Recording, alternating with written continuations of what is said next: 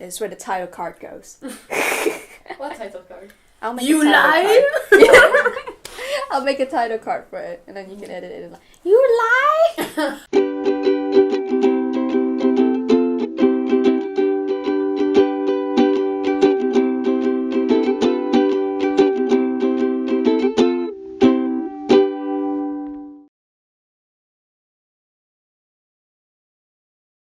I don't like McGinnery. Lovely Blackadder McGinnery.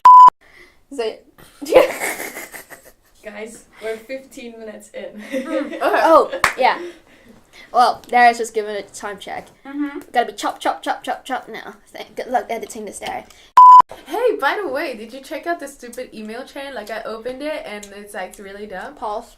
What? You need to redo that part, but ask Jennifer, your alter ego. Okay. 3, 2, 1, scene. So, girl, did you see that email chain that everybody's been receiving? So she watches the video, and obviously the second she finishes the video, what happens? Ring, ring, motherfucker.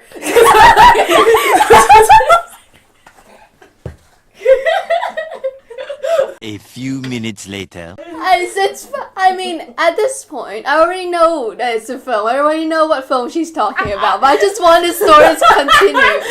I just want this to go on. Imagine if in the actual film she picks up the phone and instead of it goes ring ring motherfucker. Ring, ring. In Samuel L. Jackson's voice, ring ring motherfucker, yeah. She picks up the phone and You got she jinx, yeah. hears Samuel L. Jackson going, "Enough is enough. I've had it." Everyone says I have an American accent. Oh, here too. Yeah, but like, so whenever I try to do American accent, I try to put on another accent. And then, but we were last episode when we were talking about Chris Pine, I was trying to do Chris Pine's voice, I was going on about Chris Pine with an American accent. And one friend just texted me, he's like, "Says the girl with the American accent." I was like, no, but I was low key, I was subtle about it. Subtle. I was about to fall. Wait. Okay, cool. We're eating waffles and crepes, by the way. Waffles and crepes. That I totally didn't burn. This is a very scary episode, isn't it? Ring ring motherfucker. That's a secondary tagline now. I'm gonna use that as my phone. as my ringtone now. So whenever it's gonna ring, it just goes ring ring motherfucker. Okay. I'd like to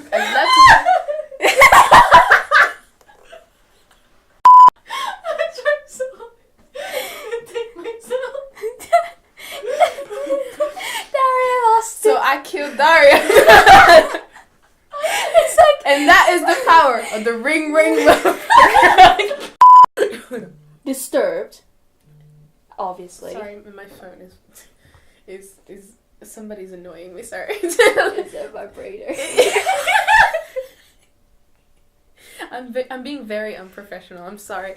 I apologize. I threw away my phone. Okay, the phone. There were no vibrators in Scriff's house. In Scriff's house.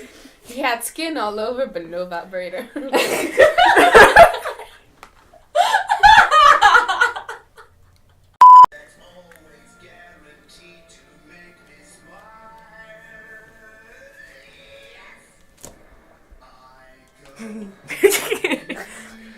Does that work? Why, hello there. And welcome back to Arternoon Tea. Tagline? The niche of the niches. Okay, do that. The nicher of the niche. The niche.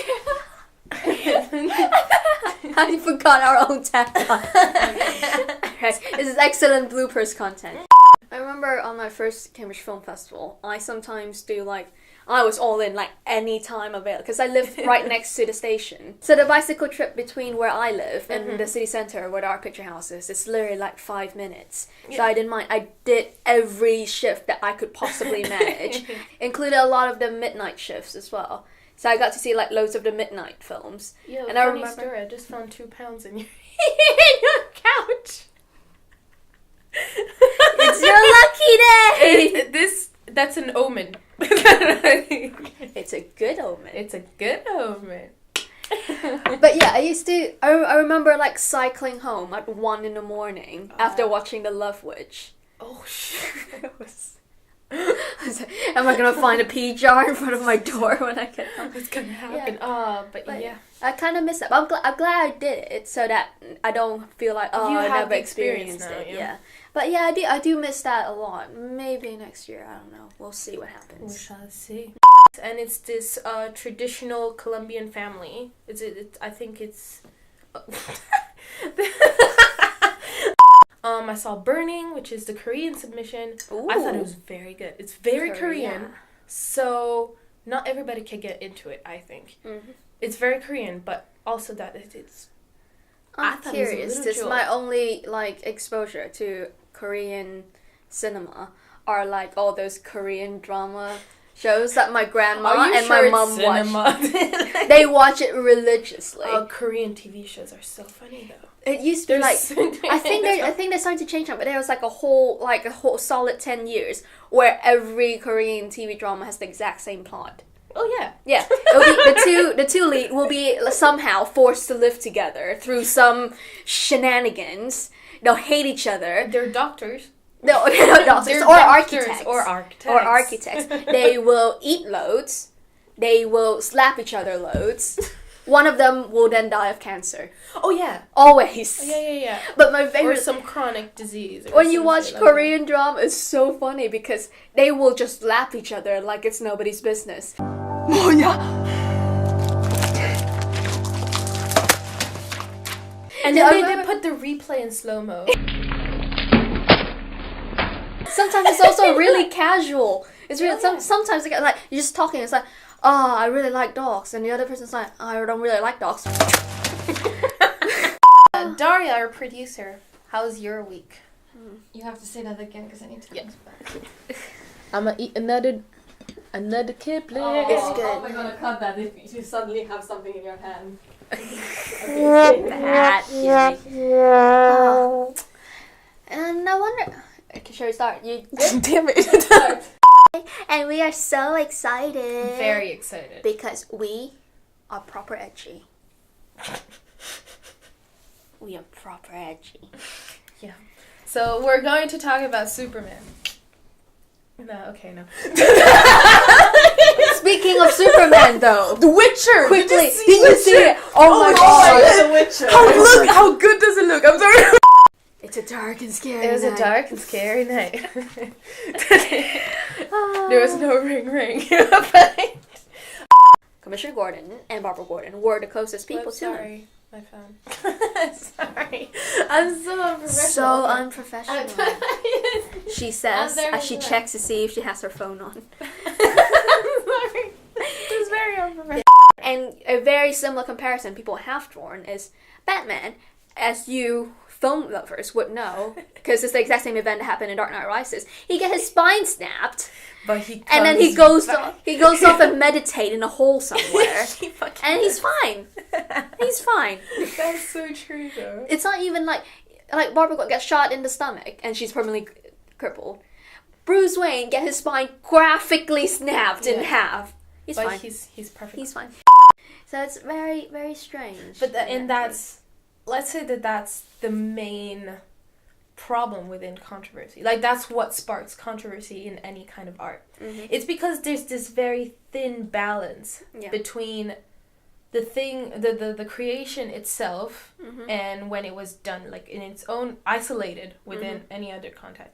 And then you have the creation within a wider context, within a social, political, whatever context. Yeah. And that's where controversy starts, right? Yeah. Because, okay, let's go again with Lars von Trier. Like, if you look at The Antichrist by Lars von Trier, in its own, like, I watched it when I was a kid, so I was traumatized by it. You watch it when you were a kid? I did. I had... With the skizzers? I had the misfortune of turning on the TV, and it was on HBO, and I had no idea Wait, what the hell The it was. Antichrist was on HBO? Yeah. Yeah. And so I was just like, what the hell am I seeing? I would say I was a kid, probably like 12. That's still a kid. Yes, You're still a minor. I was 12, and so if you look at it standalone, Killing Joke or even Arkham Asylum. Yeah. And Yeah, let's show the Arkham Asylum, which you think that the Killing Joke is psychologically bad. Arkham Asylum mental. It goes on a whole new level. Story-wise and visually, because Yeah. they decided to put Grant Morrison together, Dave McKean, and someone forgot to give them an editor. So they just went mental. Like, show the graphics inside. They're very explicit. As in, This is Dave McKean at his most explicit. As in, it's very hard for traditional comic readers, though, to read something like that. It's really hard to read. Because it's very artsy. Because, as I said, they put Grant Morrison and Dave McKean together, and they forgot to give them an editor. They don't, like, this book, it doesn't give a shit whether you can read it or not. No. Because a lot of, when you design a comic book, so when you do illustration, because I'm studying, your primary thoughts is on legibility. Yeah. People needs to be able to read it. It's left to right. What are the eyes going to see? You have to play with those things to make it as easy as possible for the reader to read it. And enjoyable, yeah. This, they set out to write a comic books for hardcore comic books fans. Yeah. So they go in like, Like, if you pick this up, you better know how to read a comic already. I'm trying to find like one very hard. It doesn't give a shit that you don't know what's going on. That's your problem. You're in Arkham Asylum and you don't know how to read a comic book. That's your problem. I think Arkham Asylum is also, it really takes psychology on another level because these graphics. Yeah. You feel like you're going through a psychological break. Exactly. It's like they're trying to draw a mental state. Yeah. It drives you, like reading it, you feel like you're going mad. You do. The experience of reading it feels maddening. That's the genius because of there's Dave no McKean. detail. They're all like bunch of smudges and I'm trying to... No, but sometimes there are details. But if there are details, the details are hyper-focused. Yeah. They're hyper-realistic. I'm trying to find like one where just it takes you places. It takes you places. But yeah, do you want to go through the storyline? Like, Batman goes to Arkham Asylum and gets fucked up. He does. That's basically the storyline. He gets fucked up by everybody. By everybody. Everybody. They took him through like, it's like when you go through one of those like horror mazes house. Yeah, exactly. But even in like, I hate that. I never managed to grow the balls to go into one. But at least in those, you know that those people aren't supposed to actually hurt you, and there is a way out. Whereas this is, imagine going to one of those houses, but without knowledge if there's a way out or not, and you know they can actually hurt you. Yeah. And so just and then there's this thing which I bring up a lot because I think it's a great example. Of Lewis Carroll, who is the writer of Alice in Wonderland. Yeah. And he had this weird side gig as a photographer. Oh. Yeah. And he takes a lot of pictures of really young girls, and I think sometimes boys as well, in very problematic positions. Yeah. With no clothes on. Maybe if we can find a pic. Can you find it on the internet? Oh, I don't know. We can. I don't know. I don't we think won't. we Okay, we don't promise anything. Yeah. Maybe. You can have a look if you want to. But a lot of people who are very passionate Lewis Carroll fans tries to defend him by saying, no, it's a different time. It's a different time. People married their cousins back then. People married people like 13 years of age and things like that. It's a different time. You can't judge him on today's standards. But then you go and look at those pictures and you're like, oh, nasty boy. you're like, okay, so this is objectively wrong. This is objectively wrong. No matter the time, it could be in the Middle Ages and you see a carving of that. It's still wrong. So there are some things that you can objectively say, no. The Malleus Maleficarium, which is the book that was used, it's basically a manual for witch hunting. Oh, yeah, exactly. Yeah, you're saying like, oh, this is wrong, this is wrong. On one hand, objectively, it's a sexist piece of shit. Yeah. But on the other hand, you have to say, this is in an age where people genuinely believe they don't know any better. It's a historical account. Yeah, it's a historical account. People genuinely believe. It was a dark age. There's a reason why they call it Dark Ages. Everything. That's a great thing about today's society because, like, we don't have that one big thing trying to censor everyone. Like, back in pre-Renaissance, where the Catholic Church was in charge of all Western art. Exactly. And all artists were just desperate to draw anything except Jesus. Because that's all the Catholic Church will let them draw. Jesus or Mary. Jesus or Mary. You don't draw the Jesus or Mary, can't have that painting because it's pagan. It just really proves you also just how human, like, comics can be. Because obviously the big problem, personally, I have with comics is that a lot of people misunderstand them. They also think that they're like fairy tales, right? They're for kids. They're for kids. But people still have that mentality. They weirdly, do. even though they would like eat up Marvel movies. Exactly, they do. But even like if you go to Marvel, if you watch a Marvel movie, like recently Avengers, it's not just for kids because it really deals with like nihilistic stuff. And comic books been doing that for ages. Exactly.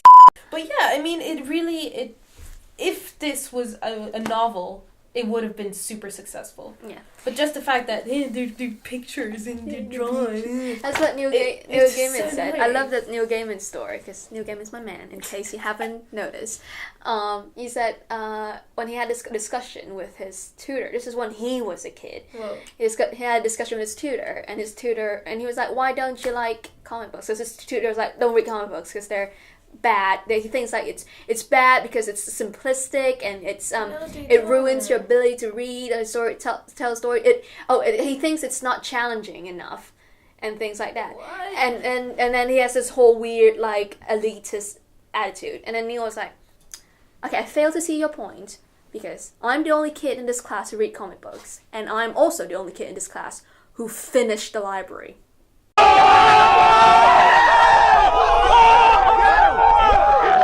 So, your point is mute. Shut up.